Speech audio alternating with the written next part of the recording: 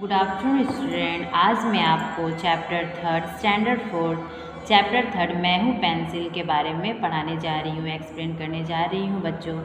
इसमें बताया गया है कि पेंसिल क्या है, पेंसिल कहाँ से बना।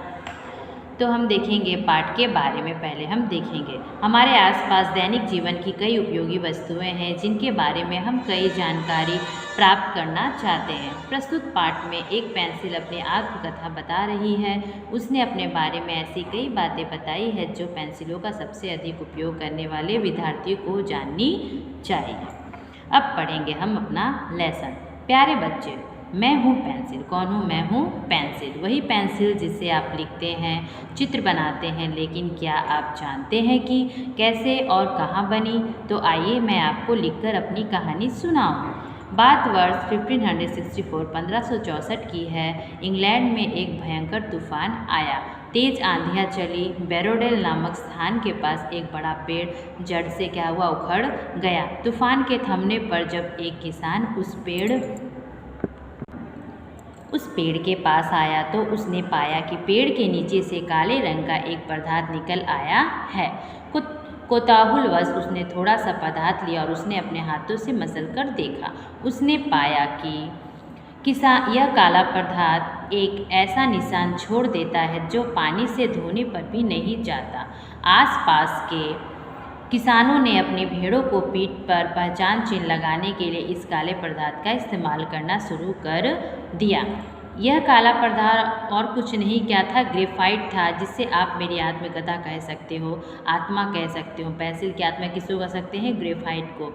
बैरोडेल में मिला यह ग्रेफाइट काफ़ी ठोस था। बाद में लोगों को यह विचार आया कि क्यों ना इसका प्रयोग कागज पर लिखने के लिए भी किया जाए। उन्होंने इसे काटकर लंबी पतली छड़ें बनाई। 1565 ईस्वी तक लिखने वाला यह छड़ लंदन के बाज़ारों में बिकने लगी। मेरा यह सबसे पहला और पुराना रूप था। यद्यपि इससे पहले ग्रीस तथा रोम वासियों द्वारा एक अन्य धातु लेड का इस्तेमाल भी लिखने के लिए किया जाने के प्रमाण मिलते हैं। ग्रीस तथा रोम वासी लेड की छड़ों का प्रयोग पेंसिल के रूप में करते थे। कौन? ग्रीस और रोम वासी। आज भी लेड की बनी पेंसिलों का इस्तेमाल किया जाता है। जब तक बैरोडेल से ग्रेफाइट प्रचुर मात्रा में मिलता रहा, लोग उसकी छड़ें काट कर पेंसिल के रूप में बेचते रहे। ग्रेफाइट की इन छड़ों को हाथ में पकड़कर लिखने से जब उनकी उंगलियां काली पड़ने लगी तो उसने इन छड़ों पर खोल चढ़ाने की सूझी। सबसे पहले इन छड़ों को धातु से बने खोल में रखा गया, पर भारी होने और छिले ना जा सकने के कारण धातु के खोल अधिक समय तक प्रसरित ना रह सके।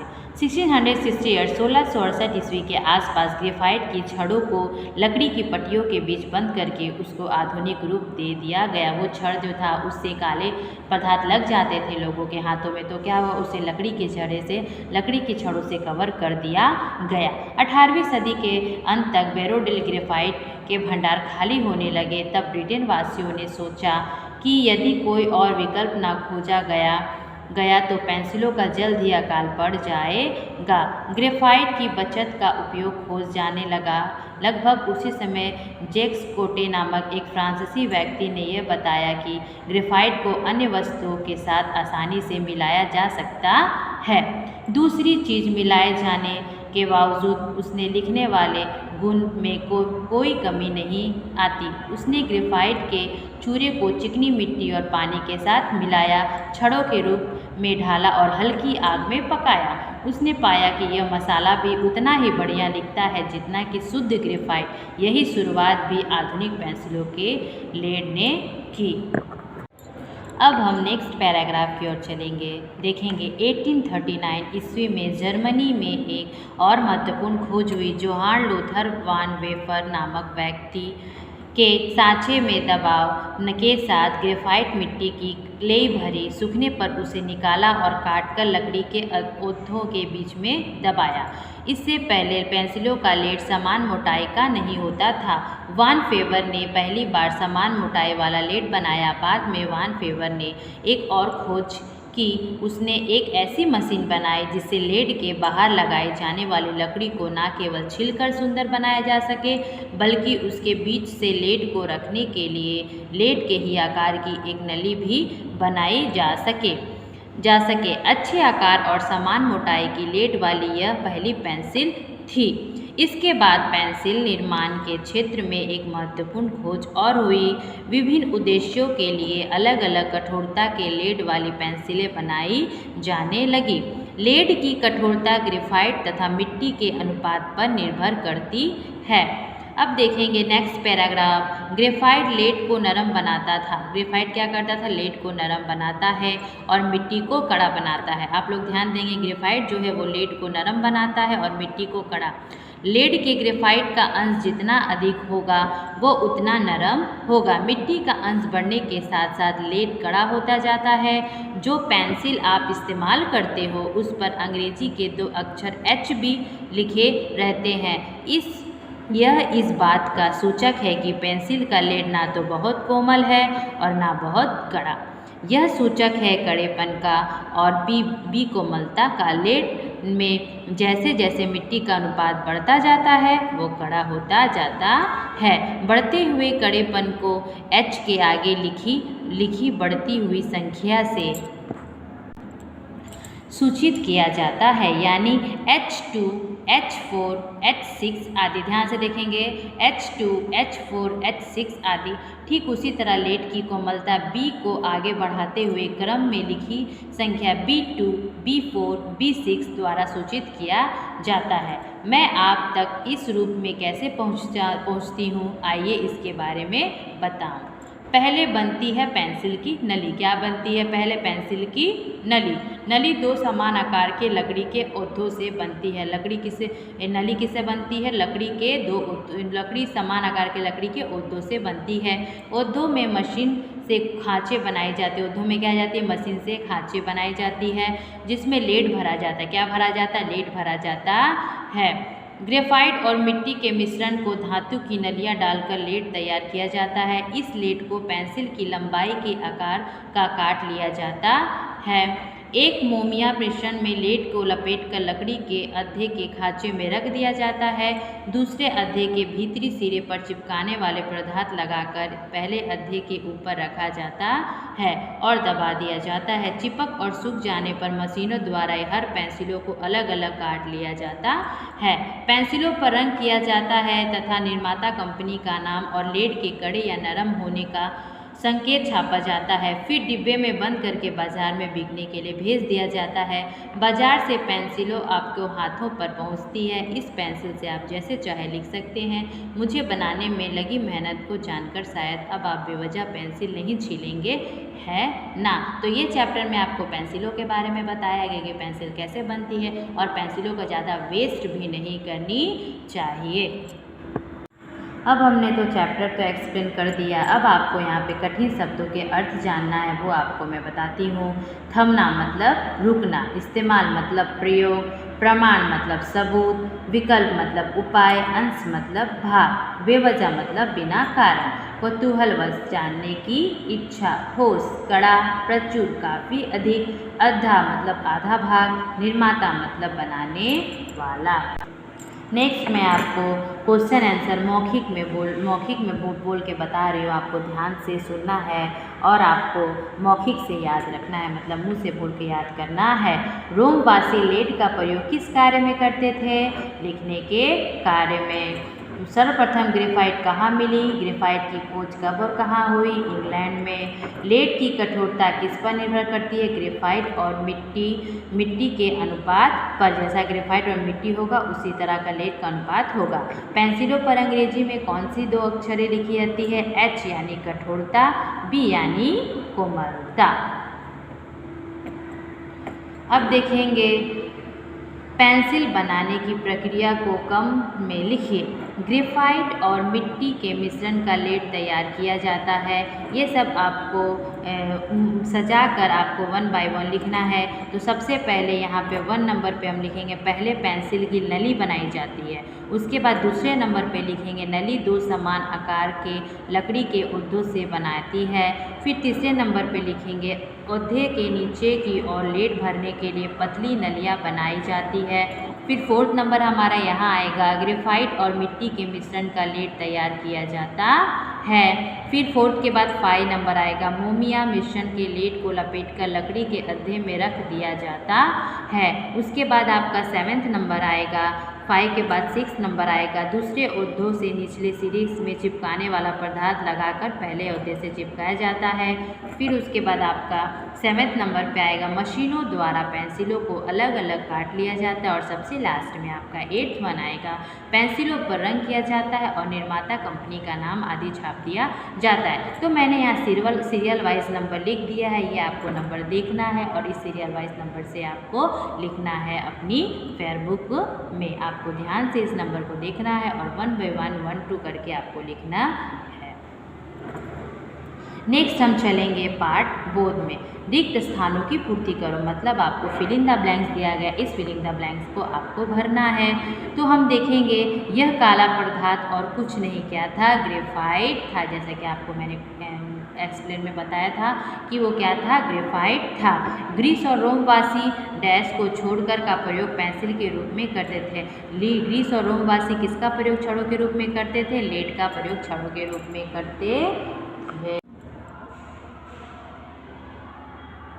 नेक्स्ट फिलिंग द ब्लैंक्स में आएंगे हम। ग्रेफाइट के छड़ों को पहले डैश के बने खोलों में रखा गया। किसके बने खोलों में रखा गया, धातु के बने खोलों में रखा गया। लेड की कठोरता का अंश उसे बनाने वाले ग्रेफाइट तथा मिट्टी के पर निर्भर करता है, अनुपात पर निर्भर करता है। पेंसिलों पर लिखा H कड़ेपन का सूचक है और B कोमलता का सूचक है। तो फिलिंग द ब्लैंक्स मैंने आपको फिलअप कर दिया है, वो आपको अपने फेयर बुक में या रफ बुक में आपको फिलअप करनी है। इस तरह से क्वेश्चन उतारना है और बुक में आपको फिलिंग द ब्लैंक्स फिलअप करना है। अब हम चलेंगे क्वेश्चन आंसर। तो ध्यान से देखोगे बच्चों, ये आपको क्वेश्चन एग्जाम में आने वाले हैं, तो इस क्वेश्चन को नोट डाउन कर लो अपनी फेयर बुक में या फिर अच्छे से सुनो, उसके बाद फिर बाद में अपने फेयर बुक में लिख लेना। तो मैं बताते जा रही हूँ 1 बाय 1, क्वेश्चन का आंसर भी बताते जा रही हूँ, आपको ध्यान से सुनना है और एग्जाम में इसी से आएगा क्वेश्चन, तो आपको अच्छे से सुन के लिखना है। तो नीचे दिए गए प्रश्नों के उत्तर लिखिए। सबसे पहला क्वेश्चन है, किसानों के काले पदार्थ का प्रयोग किस लिए किया, किस लिए किया, भेड़ों के पीठ पर पहचान बनाने के लिए, भेड़ों के जो पीठ पर पहचान बनाने के लिए इसका प्रयोग किया गया। अब नेक्स्ट क्वेश्चन, पेंसिलों का जन्म स्थान कहाँ माना जाता है, इंग्लैंड के बेरोडेल नामक स्थान